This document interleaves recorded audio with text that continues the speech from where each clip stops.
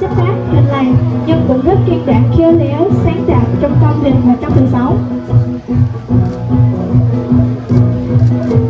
Trên đây là một số đặc điểm đặc trưng theo vùng miền của con người Ba Na chúng con.